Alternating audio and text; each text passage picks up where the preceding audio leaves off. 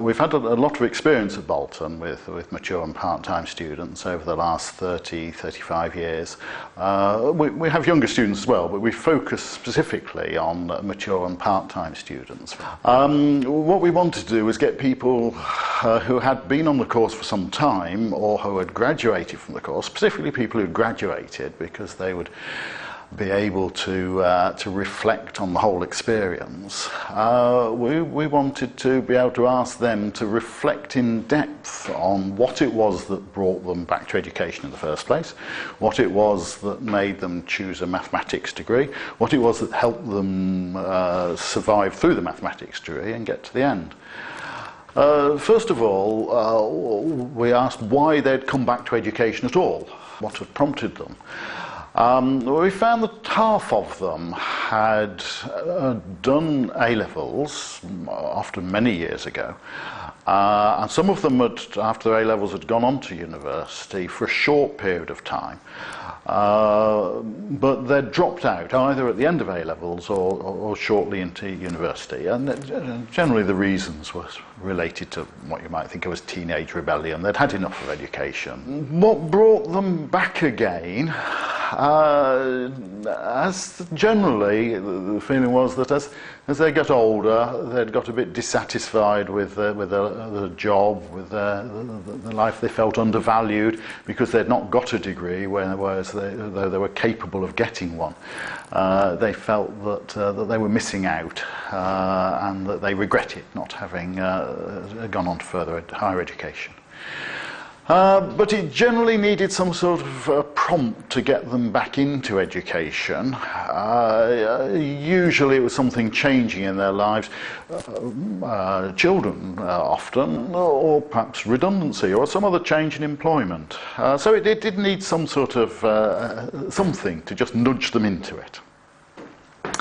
And one thing that did come across from a lot of them, which I think perhaps we underestimate a lot of the time, is the pride that they felt in going back to university, particularly those where they were the first in their family to do so. They really were very proud of their achievements, something I say we shouldn't underestimate. Why did they choose mathematics? Why mathematics rather than philosophy or art or whatever? Generally, they liked it at school up to GCSE level. They got inspired at school, from junior school or certainly at secondary school.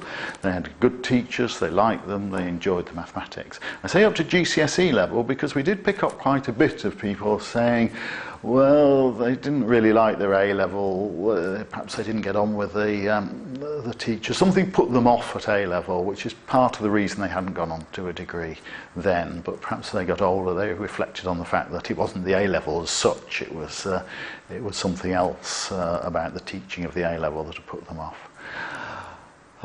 So they were really being inspired by what had happened in the early years, particularly of secondary school. A good proportion of our students specifically came back to it because they want to teach the subject, or that they want to teach and maths was their favourite subject, therefore they want to teach mathematics. And they know, of course, that mathematics is a shortage subject for teachers. The one thing they didn't come to do it for is because it's a useful subject. They didn't come back to do maths because you can use maths in industry or whatever. They weren't interested in the fact you can use maths for designing aircraft wings or whatever. They were interested in maths as a subject. They weren't interested in the utility of it.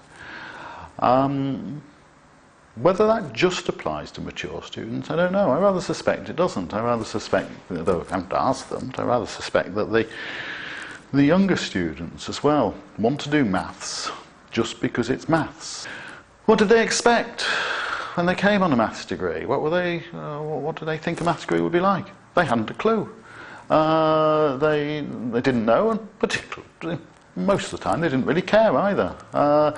They thought it was going to be obviously a continuation of the sort of maths they've done before at school, but they had no particular expectations as to what would be involved, what particular things would be in the syllabus, except there was a significant subgroup of students who did have expectations, and that was old engineers.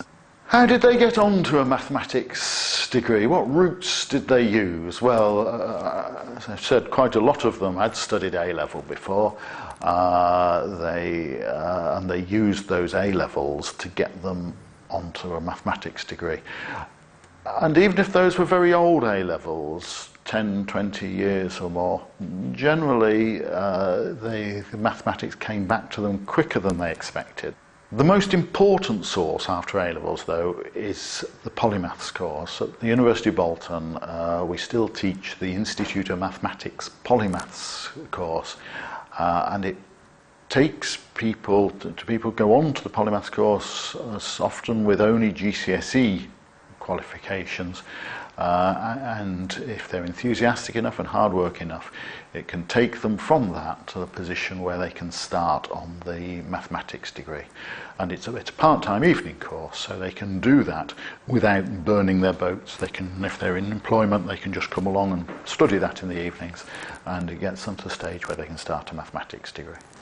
What were the main difficulties they found about actually taking a degree? What was the bit that? What were the bits that that they found hardest to overcome? Difficulties with finance. That's it. That was by far and away the most important problem with doing a degree. Mature, I know younger students don't find the finance easy these days, but mature and part-time students, they've got spouses, they've got children, they've got mortgages. The financial arrangements are much more complex for them. They've got access, of course, to student loans, or a lot of them have, but they also get involved with often with the benefit system, which of course is hugely complicated, the various different aspects of that. And they finding out information, finding a way through it, and getting enough money to continue to study, by far the most challenging thing. There's no point trying to separate them into two camps, the matures and the part-times. They're the same body of students. The mature students sometimes will come full-time, sometimes part-time, but in terms of the nature of the students, their difficulties and why they want to do the course, they're just the same people. Okay, so how to design a mathematics degree. First thing, it can't be done half-heartedly. You either do it or you don't do it. There's no point of trying to bolt on a few features onto a degree program that's really designed for school leavers and pretending that it's going to be friendly towards the mature and part-time students. They have to make it successful for mature and part-time students. There's a lot of things that you need to do, and just having a bit of a stab at doing some of them is no good at all. The other thing there's no point doing is duplicating what the OU does. The OU does a magnificent job of distance learning, and there's no point putting on a course that does distance learning for mathematics degree. The students can go to the OU for that, and they'll get a wonderful education there. But of course it's not for everybody. It can be rather lonely doing it the OU route. You need a lot of self-discipline. There's a lot of students who want to come along and sit in a classroom with other students similar to themselves that they can talk to, and they can watch someone like me writing on a blackboard for a few hours of an evening and then go home again. It is a much more supportive environment. One of the things they often tell us that's particularly useful is that they can find out how much trouble the other students are in. That it's not just them that doesn't understand it, the other students don't understand it either. They need a supportive applications process. This relates to what I was similar to what I was saying about the finance. School children, when they get applying to university, have all sorts of support. They're told exactly what to expect and how to go about the process. And for them to have an applications system at university which is challenging is okay. But for a mature student, again, they're coming at it cold. They've no one to hold their hand through the process. If they come into a university to talk to you about their course, their application, they need to talk to someone supportive. They need to have someone explore with them their background, where they're going, what it's sensible for them to do. In other words, someone to look at their position and not just someone who is trying to find out whether they are good enough to come on the course. The university must provide some facilities whereby the students, before they come, can sit down and talk through all of the financial issues with someone who knows them backwards. Generally, for the course, you should be thinking small, friendly, interactive, informal, relaxed, mixed ages. That's what will work for them. May not be able to manage it. If you can't manage it, well, I don't think you really want these students. The thing that isn't going to work for them is putting them in a class of 200 18-year-olds in a big lecture theatre and expecting them to thrive in that environment, because they won't. They say they don't like it, and they won't thrive in it. Course structure. Anything relevant to the course structure? Yes, it should be as flexible as possible.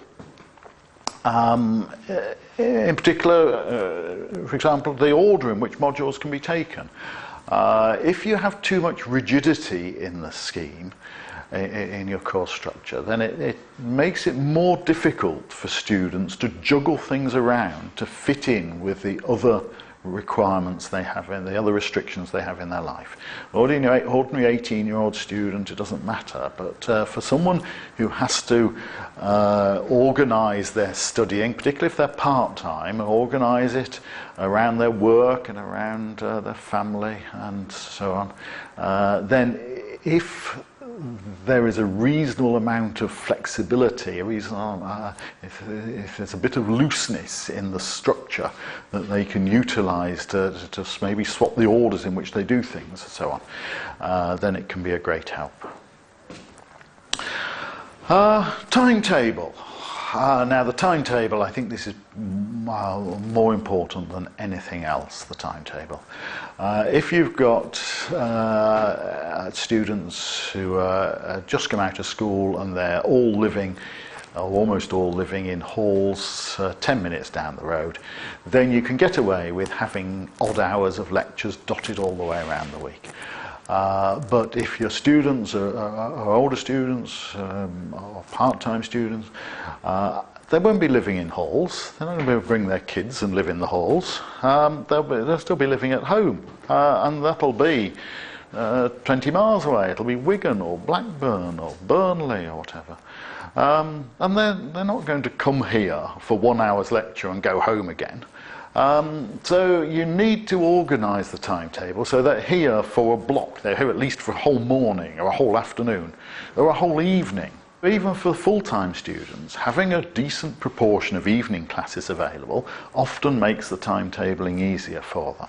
A lot of the students, particularly again the part-time ones, need to plan things, need to plan their way through the programme a long time in advance. So publish as much as you can a long time in advance. Don't fiddle around and change it at the last minute. So you can get away with that with 18-year-old students, but you have to be much more organised to make it convenient for the older students. You do have to be careful of the fact that students, the older students, they're not like the 18-year-olds who've been doing exams every year, year after year for the last 10 years. They're not used to them. They need to develop their exam technique, and in some cases they need to overcome their fear of doing exams. That can be more common in older students. Other things that they are likely to need, of course there's a lot of things the mature and part-time students need that are the same as other students, but sometimes they need them more. One thing they did often say was that they find the need for some quiet area within the university where they can do group study, informal group study. Because mature students do tend to cooperate together a lot. They do tend to get together in informal groups and go and help each other out with the lectures that they've just been to try and understand them and go through the exercises together or whatever. They do often work together, not always, but they do often work together. And of course, they're not living in halls, so they don't have somewhere nearby where they can go and sit in someone's room and do it. They could do with somewhere within the university, preferably rooms that they could book where they can sit quietly and work together. That was another surprise to us, really, the extent to which they asked for that. And one practical point, you do need car parking for them. Public transport is very good around Bolton, but even so, they all come by car, or they almost all come by car, because these people have got a lot of other pressures on their time. Generally, what we were surprised about, I think, once we'd asked these students, was how much of that list is pure practicalities. I hope I've not put you off trying to do this. It is extremely rewarding. These are very good students to teach, and as I've said in passing, a big proportion of them, much higher proportion than with the younger students, go into teaching and turn out to be brilliant mathematics teachers.